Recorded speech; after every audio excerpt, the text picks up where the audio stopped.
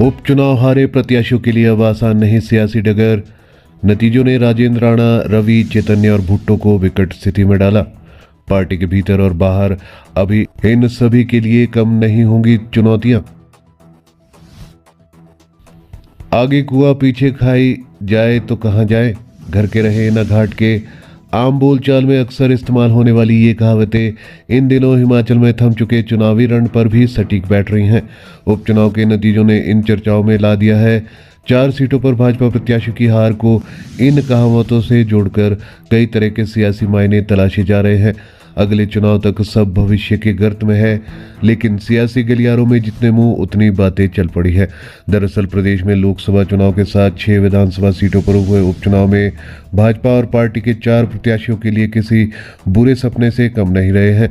उपचुनाव के नतीजों ने सुजानपुर से राजेंद्र राणा, लाहौल स्पीति से रवि ठाकुर, गगरेट से चैतन्य शर्मा और कुटलैहड़ से देवेंद्र भुट्टो को विकट स्थिति में डाला है।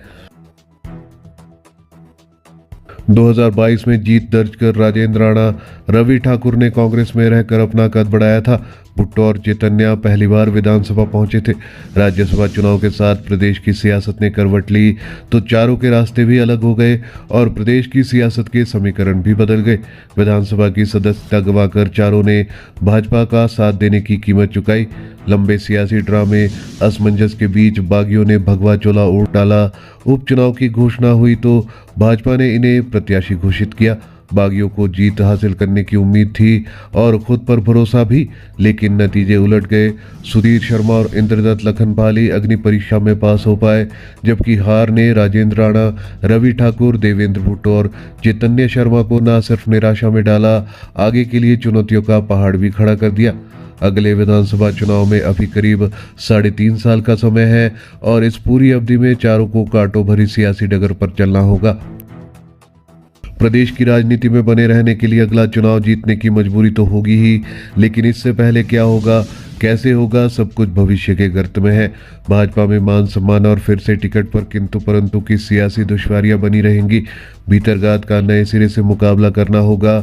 साफ है कि अगली बार जीत का परचम लहराकर दांव पर लगे सियासी कैरियर को संभालना चारों के लिए चुनौतियों का पहाड़ चढ़ने से कम नहीं होगा। उधर भाजपा के प्रदेशाध्यक्ष राजीव बिंदल ने कहा कि मोदी के नेतृत्व केंद्र सरकार का गठन हो जाने के बाद प्रदेश के मसलों पर चर्चा करेंगे। उपचुनाव में 4 सीटों पर भी निश्चित तौर पर चिंतन करेंगे। हार के कारणों का भी पता लगाया जाएगा।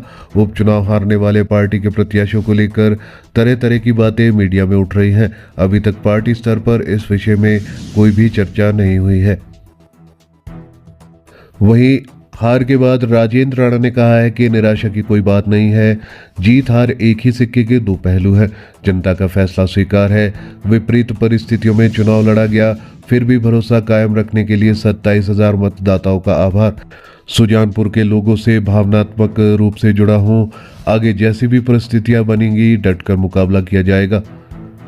वहीं रवि ठाकुर का कहना है कि प्रदेश राष्ट्रीय नेतृत्व का पूरा सहयोग मिला, भीतरघात से भी इनकार नहीं किया जा सकता।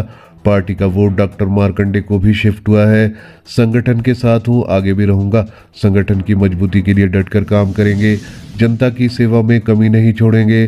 संगठन के दिशा निर्देश पर आगे बढ़ेंगे। वहीं देवेंद्र भुट्टो का कहना है कि सामान्य कार्यकर्ता के तौर पर भाजपा में आया हूं। भाजपा की नीतियों और केंद्र में मोदी सरकार के काम से प्रभावित होकर ही पार्टी बदली है। आगे भी एक कार्यकर्ता की तरह पार्टी के लिए और क्षेत्र की जनता के लिए समर्पित भाव से काम करता रहूंगा। अगले चुनाव में टिकट देना है या नहीं, ये संगठन का काम है।